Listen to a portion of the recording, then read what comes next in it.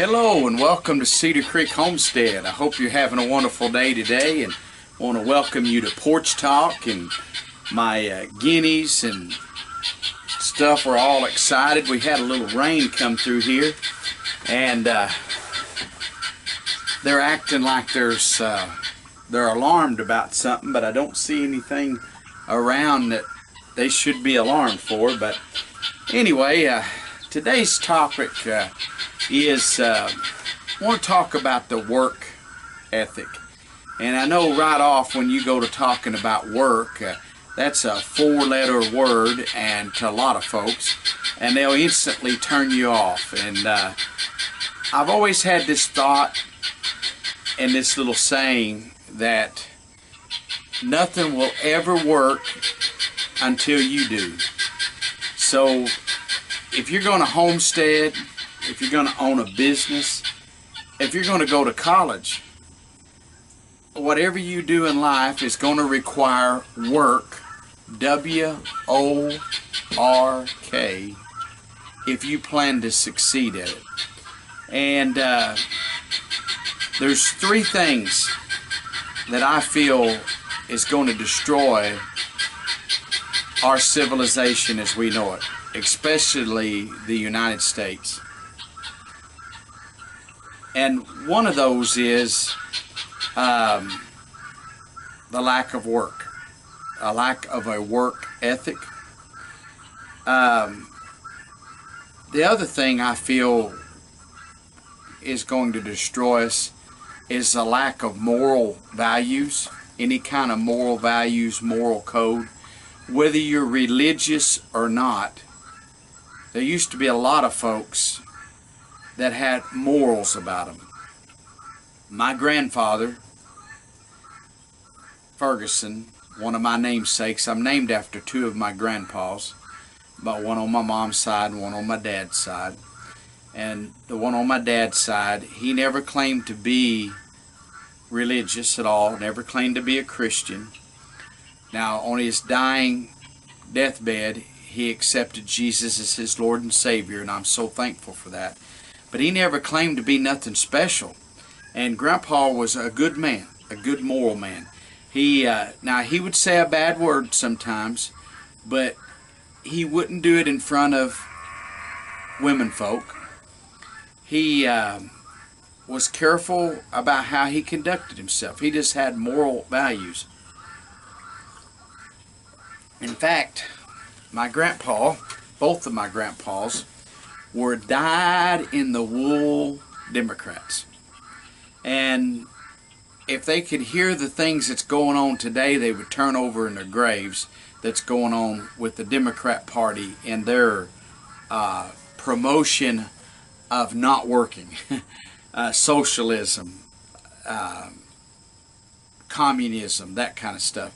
In fact, when we were a kid in school, you were taught that if you were for communism or socialism, you were a traitor to this country.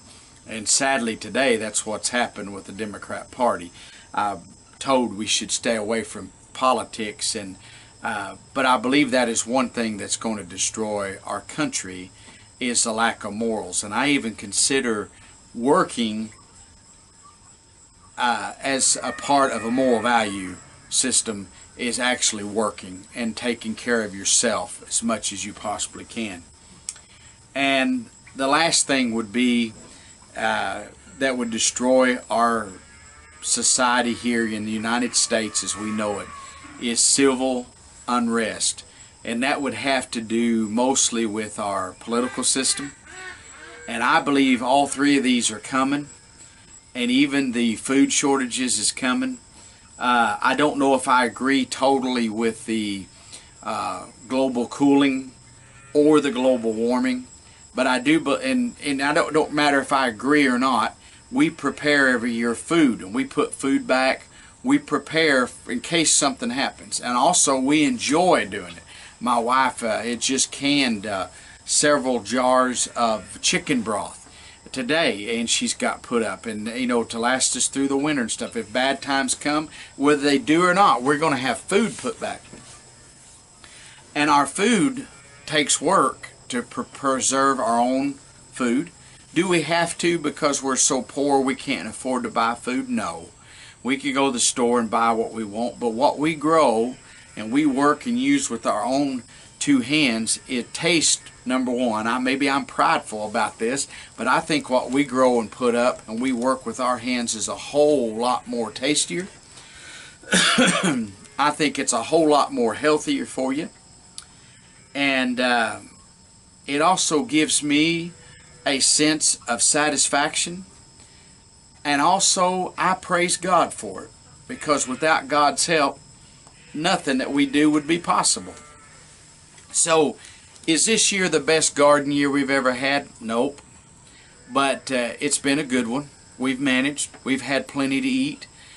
We've got our freezers full. We've got our canning room pretty well full. I praise God for it. And I have no complaints. We didn't have as many tomatoes, and we did not have any okra.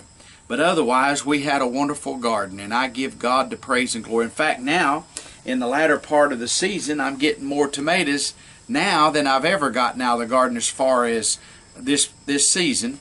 I'm starting to get tomatoes out of the garden. We've had sliced tomatoes now for the last month or more. We have them to slice up to eat, on the table and stuff, and I praise God for that. We're not going to be able to can them.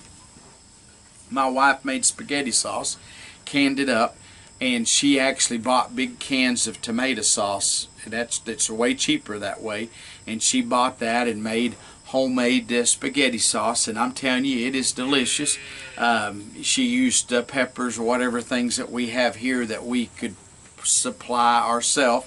She used, and things we didn't have here this year, like tomatoes. She's went and just bought tomato sauce.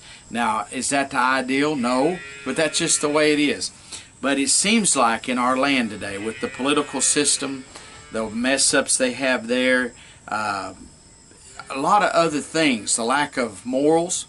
When we have lack of morals, we're going to anger God. So we're asking for trouble there. And I think a lot of what we're having going on in our land today is because we've angered God. And then just the flat out people getting lazy, the lack of a work ethic. Those things to me are more concerning than this global warming, global cooling, because we're going to destroy ourselves is what's going to happen. We may destroy ourselves and have ever freezer full and ever cupboard full and still destroy ourselves with the lack of work. There's people, the government here, I guess it's in every state, they have food programs, and then they have what they call SNAP. We always call it food stamps. And but there's people so lazy that they give them food stamp card. They go down, it's like a little credit card. They go to the store and buy food, and they're too lazy to cook it up. And some of the convenience stores here will let them come down and buy already cooked up food like chicken strips and things. Well, you're paying a lot more for that type of stuff, chicken strips and already made up meals and things. To me, if you were trying to save money or really concerned at all, you would just cook it yourself. But folks have gotten so lazy, they won't even cook for themselves. The Cherokee Indians here, the Cherokee Nation, has a commodity program. And if you're hurting, you can also, besides getting food stamps, you can come and get food. We have food pantries here. Churches here have things to help folks. One of the churches here in town has a little pantry thing set up outside. You don't have to come and sign up for it or anything. They keep food in there, and you come and get this stuff and take it home. But it's stuff like green beans, corn, maybe hamburger helper, spaghetti sauce, bread, whatever, different things that'll last a while because they put it outside in this real neat looking little box, and you just come by and get it. Did you know people are too lazy to cook that way? They'd rather have the money to go buy drugs or something like that, or just go out to eat. But we have certainly today have a lack of any kind of work ethic, which I feel is part of the morals. And now they're promoting, you hear a lot of this now. They want to take money from everybody. If you want land, they won't take your land away. If you have too big of a house, they think everybody else deserves to have what you have. If you have too big of a house, then they'll take and tax you extra on that, so someone who doesn't have as big of a home can have a big home like you've got. And I'm happy with what I got. I don't want a big home like everybody else has got. The other day on the news on the computer there, it said, was showing one of the celebrities and said it's a shame what they're living in. So I made the mistake of clicking on that, and what it was a showing all these celebrities, and as you clicked one for the other, it had all these advertisements, but it was these celebrities like John Travolta. He had a big old airplane parked in front of his house, and the value of his home was undisclosed. I do not want a 757 airplane parked in front of my home. If I owned one, I wouldn't want it parked here at Cedar Creek Homestead. I don't have no desire to own an airplane. What John Travolta has, let him have it, and God bless him, and move on. But he's worked for what he's got. He's been in the movies. He's earned his living. He's chose that pathway. But there would be folks that would like to take away what he's got and give to someone like me, and that didn't earn it. And that's sad. And we're in a sad state of affairs in our land today. If you want something, if you'll work, as I was saying earlier, nothing will ever work till you do. And if you want a garden, you better get out and work in it. If you want it to grow. I know in the spring when it's cool and the weather's kind of nice, folks will get out around here and they'll start planting their garden. They'll till up the land, and then as soon as it's hot, they never even go pick the vegetables. They just let them all rot and go to nothing. They don't pull weeds. They don't do anything as soon as it's hot. Now there's many around here that you'll go see their gardens in the summertime, and their garden's just beautiful. My garden out here, people's like, how do you keep that garden looking good? How do you make such a big garden and work like you do and do all the different things? If I'm not bragging on myself, don't take me wrong, but I have a lot of irons in the fire. It's something we like to say around here in Okie land. And in the Sooner State, we say you got a lot of irons in the fire. So trying to handle all of them is a tough matter. But you know what I do? The gardening to me is a pastime, as much as going to a lot of folks here run to the casinos or to the lake or wherever.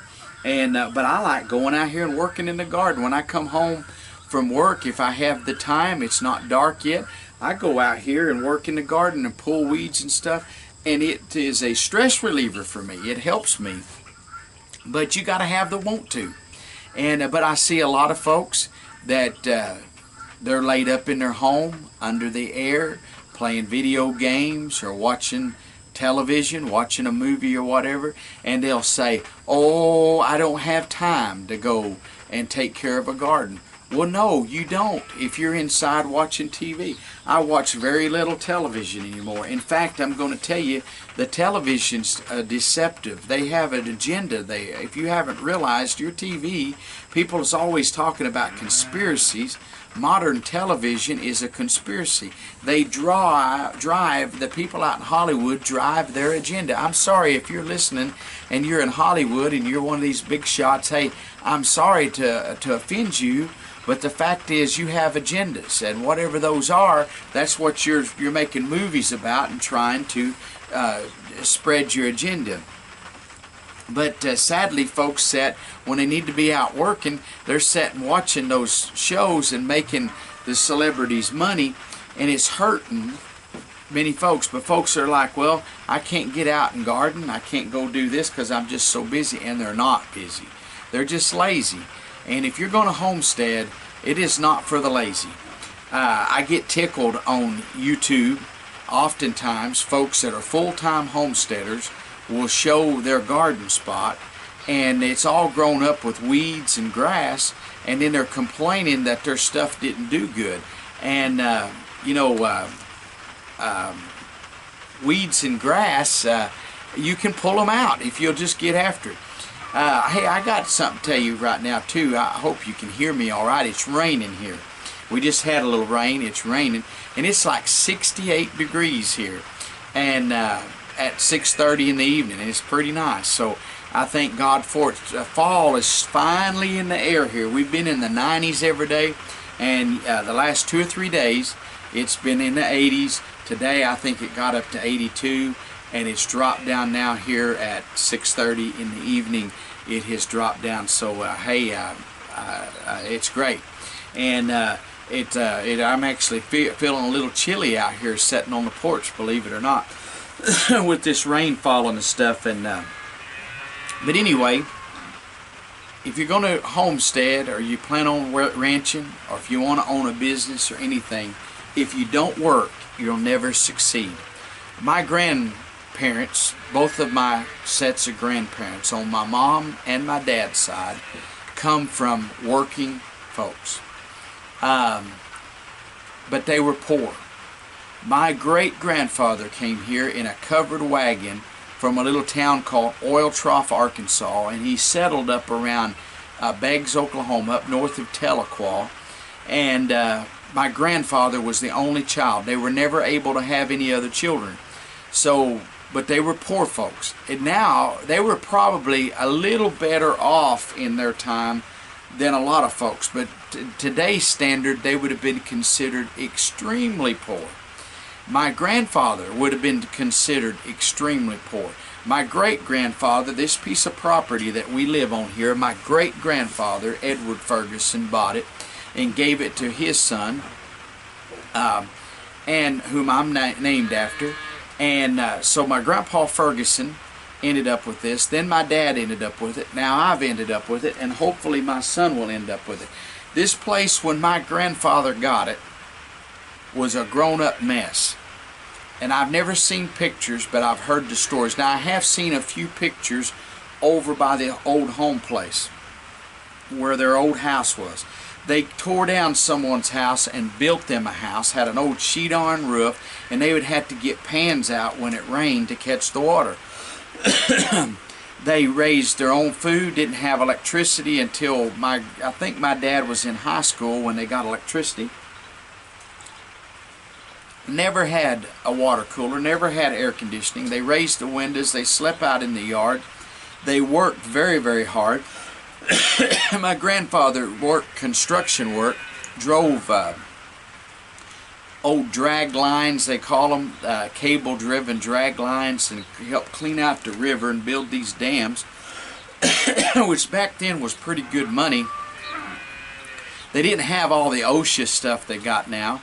The equipment they ran didn't have brakes. Some men lost their lives because the equipment was so terrible, in such terrible shape.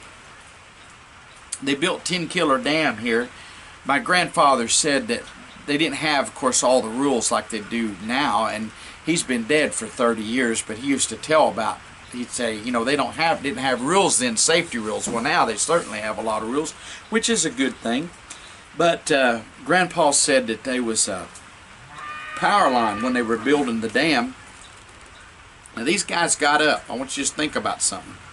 Got up and went to work before daylight, milked a cow, or 2 or 3 or 4, took a lunch in an old pail, didn't get to go out to eat, all that stuff, worked 10, 12 hours a day, come home, have chores to do again. If the kids and your wife didn't get it all done, there was usually something to do.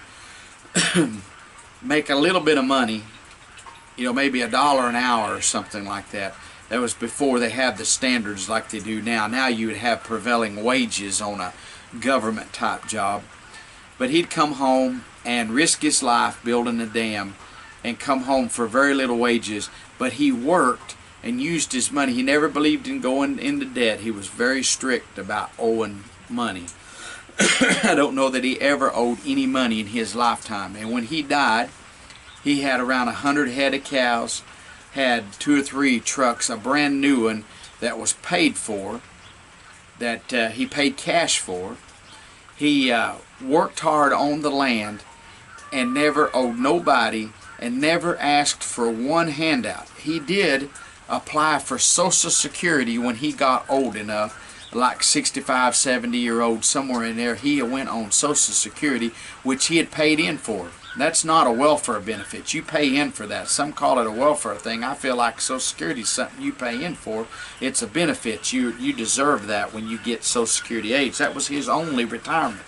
But him and my grandmother raised their own food and lived very frugally and did well. And when he died, he wasn't a wealthy man at the bank, but he had money in the bank, him and her, and they had, but it was because they worked.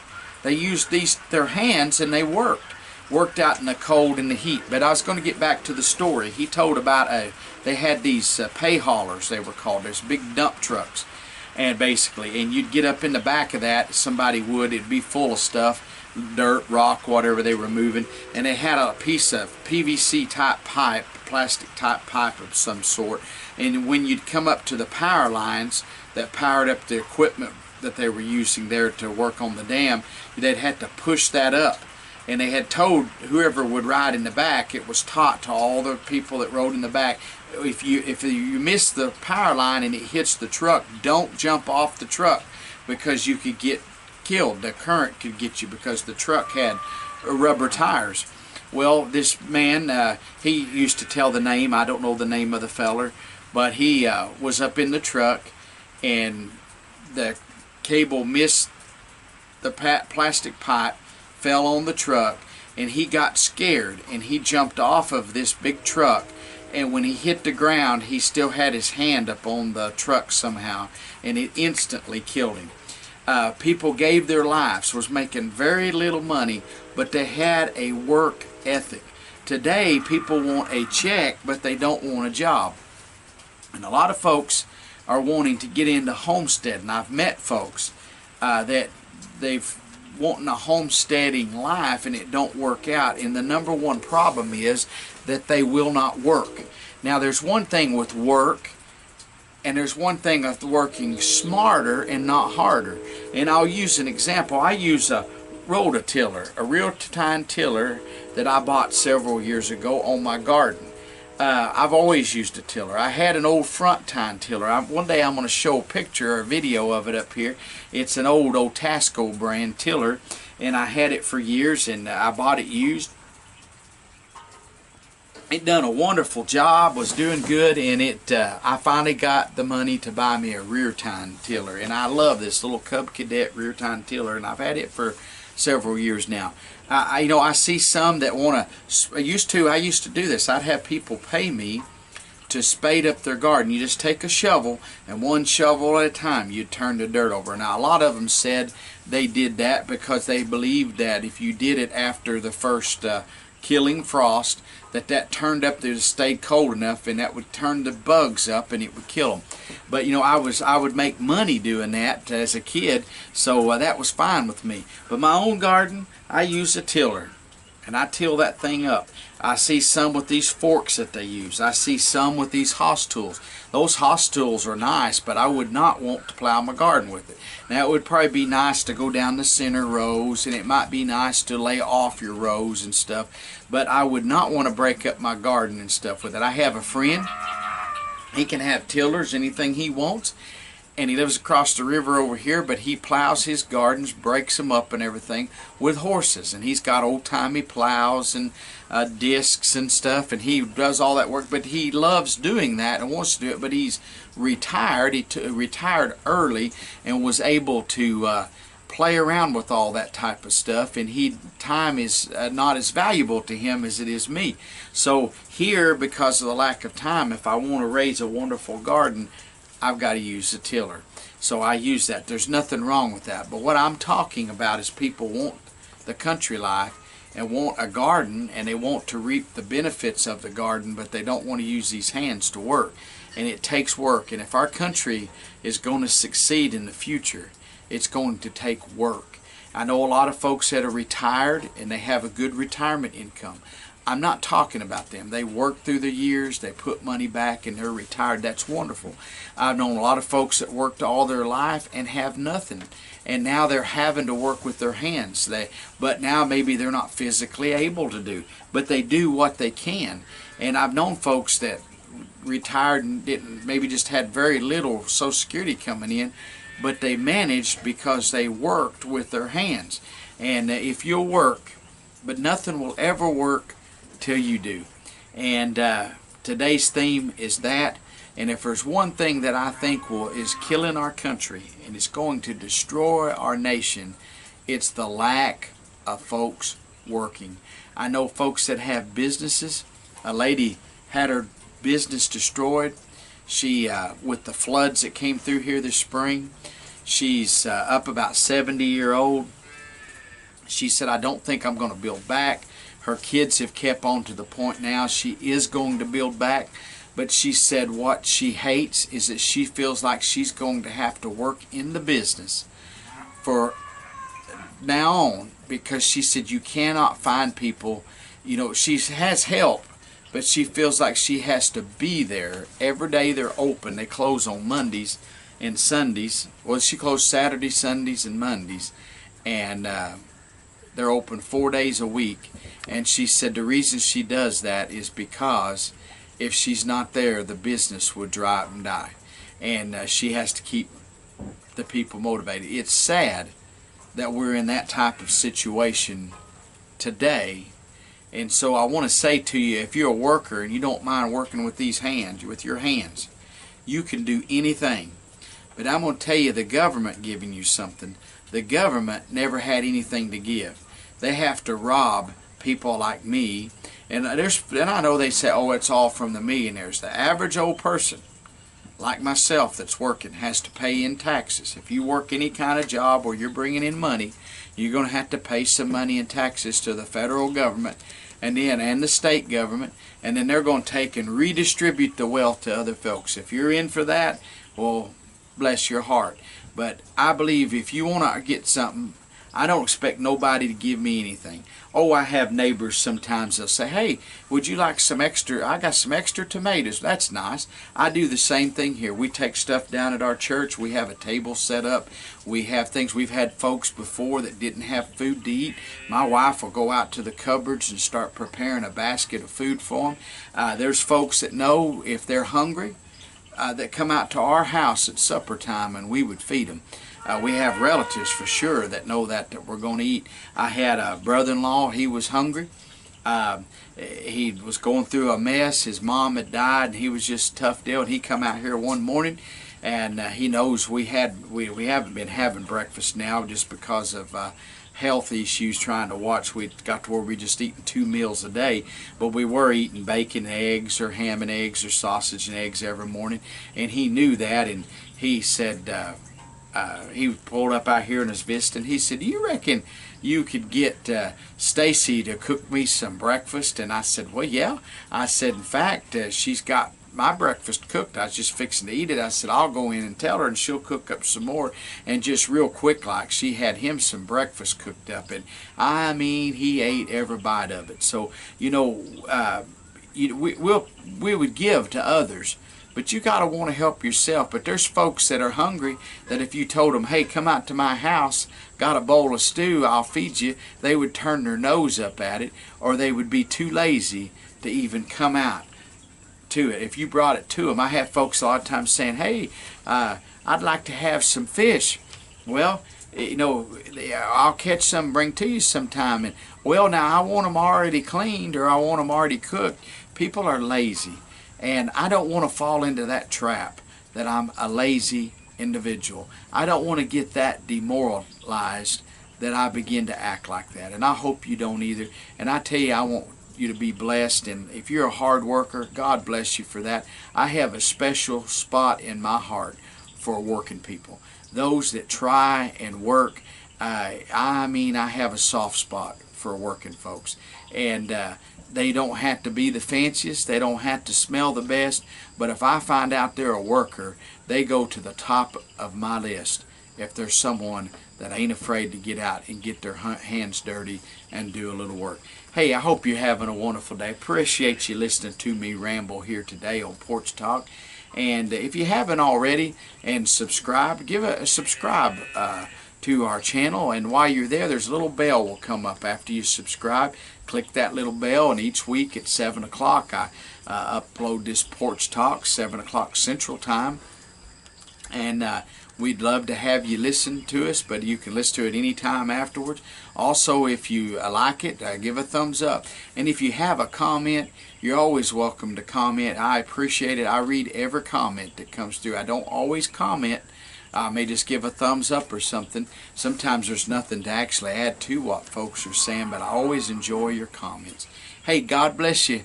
We'll see you next week here at Porch Talk. And we're gone.